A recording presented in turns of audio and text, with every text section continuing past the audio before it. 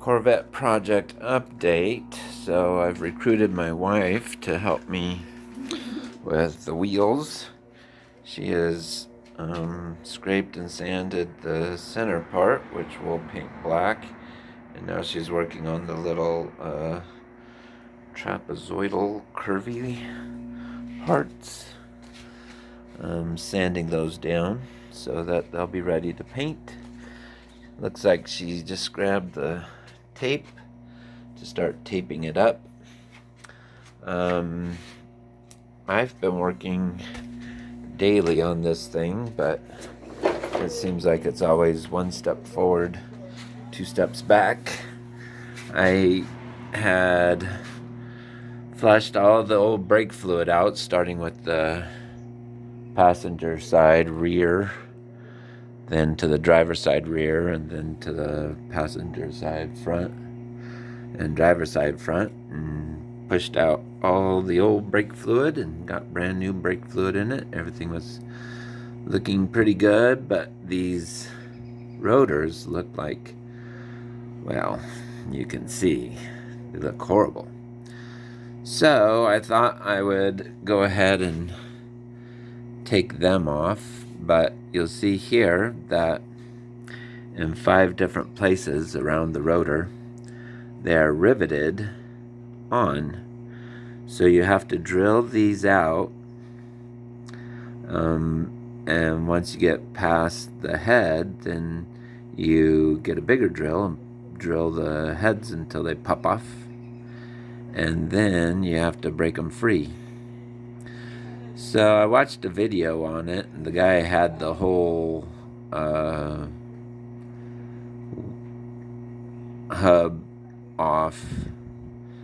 So the cap was out, the bearings were out, and he just had this part and this part. And so once he drilled these out, he was able to pound these down, and it just came apart. But I didn't really want to do that until I was ready to repack the bearings. So I thought I would go ahead and give it a shot here on this wheel. So I took the caliper off, kind of set it back into there, and I went ahead and started drilling out these rivets. I did pop all the heads off, but I couldn't get it to break free, and I think I just made things worse anyway. So then I thought, I'm not going to do that until I'm ready to take these caps off and pack the bearings and do all that.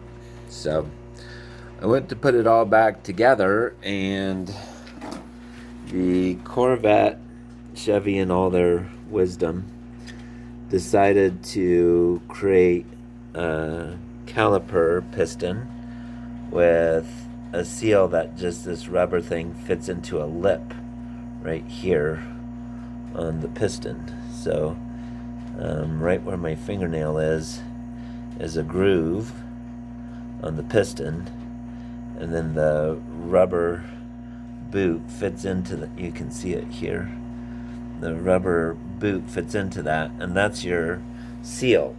And if that gets anything done to it, brake fluid just starts leaking out everywhere. So I was like, well, now what? And then by then, the hose that I had hooked back here to the brake lines, it was this hose right here. It developed this split in it, and I thought, well, I don't want to use that. So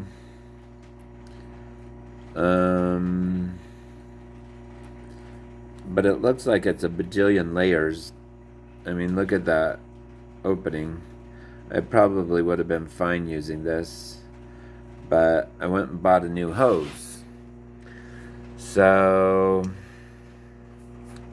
I cut this off so that I can match up and make sure that it matched with the new hose. And for all the important things it does match, so I was pretty happy with that. But it was hooked up here, and I hadn't taken that off yet. When I tried, this part here, which is I don't know, 3/8 nut, just rounded off immediately, and so I had to get some vice grips and clamp down on it real good, and then it popped off. Anyway, so that's pretty well rounded. So I screwed this on through this hole, and there's a clip between the handle of the channel locks there, but I can't quite get this position just right for the clip to go back on. And then basically I just have to screw the caliper back on. So I started screwing the caliper back on, but I accidentally put the brake hose into this opening, and that opening is for the bolt that holds the caliper onto the rotor. And I was supposed to put it into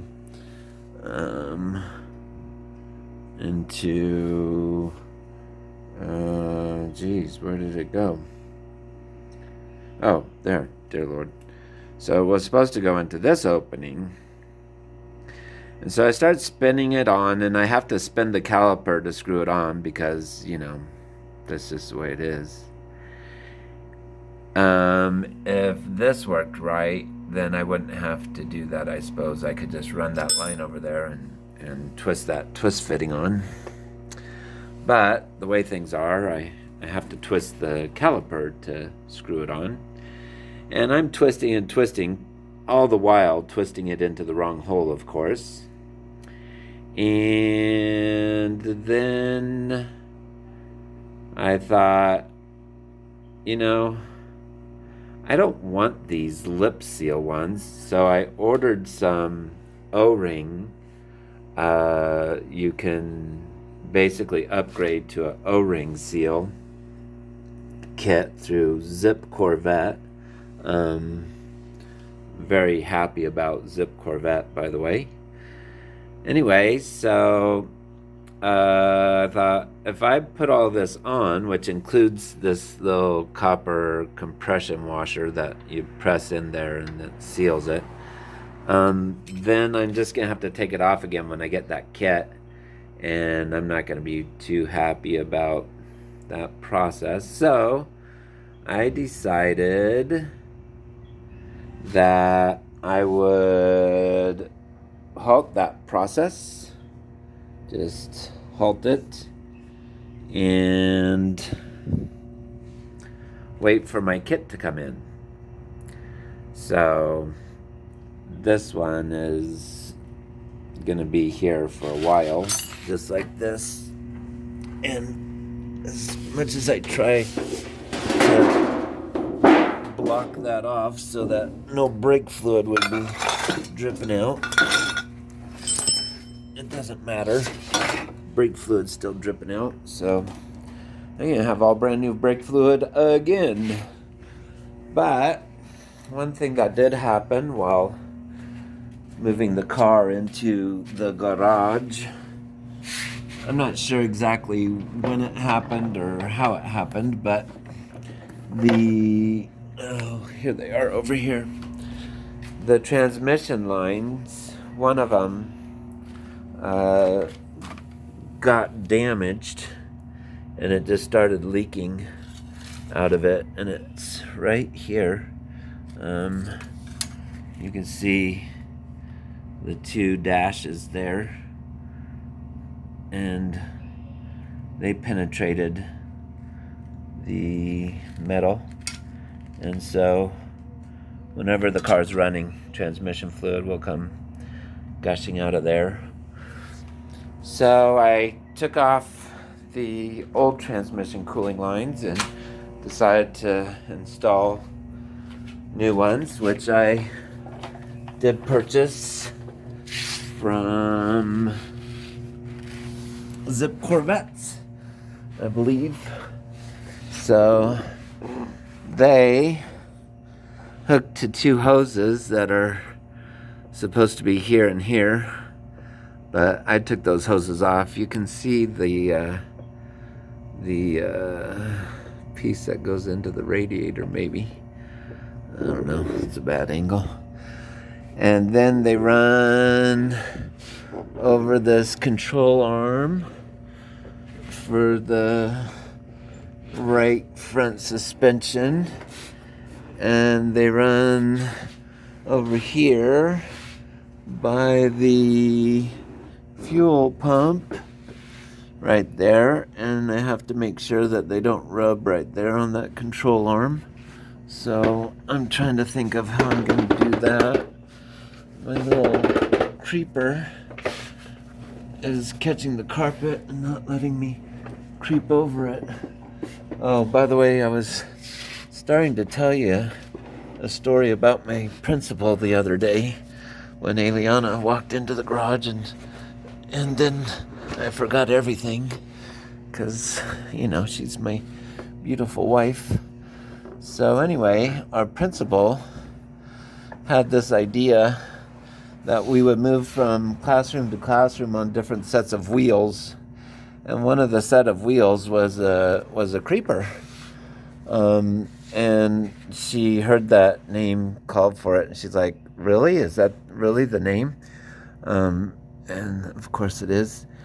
And she said, "Man, I never knew that was what it was called, and I grew up as the daughter of a mechanic," so it's kind of funny. Anyway, here's where the transmission lines, the cooling lines, join the transmission. Oh, where is this? And I got the top one screwed in nice and secure, but this bottom one, I am having all kinds of trouble with it. It's just causing me a lot of grief and anxiety. So basically there's no room to get my fingers up in there, and I try to my best, and I try to get it on straight, and then I push it in here, and then I start turning with two fingers as best I can, but the threads are not threading, and so it's just been frustrating, a world of frustration. But I had an idea through all that, and I think it's going to be a terrific invention. So I have these. I got these when I was a little kid. As a matter of fact, it was a gift from my father. Well, I guess I was a teenager, not a little kid. But anyway, basically, they're things that you could take off a nut or bolt with, if it's in the perfect right place. But it wouldn't work on this. It's like a open-ended wrench would work, is all that would work. Even the closed end of a wrench, like this end, there's no way to do that because you'd have to slip it along the whole line. So what I did was I found the 1/2 inch one of these and a grinder, and I'm gonna grind off, it's a hexagon in there, so I'm going to grind off 2 edges, so I have 4, and then I hope that I'll be able to slip it over that nut that I can't reach and just twist it with the 4 remaining sides of the hexagon. So yeah, that's what I'm gonna do now. My hope was that I would be able to take the car in to work this next week. My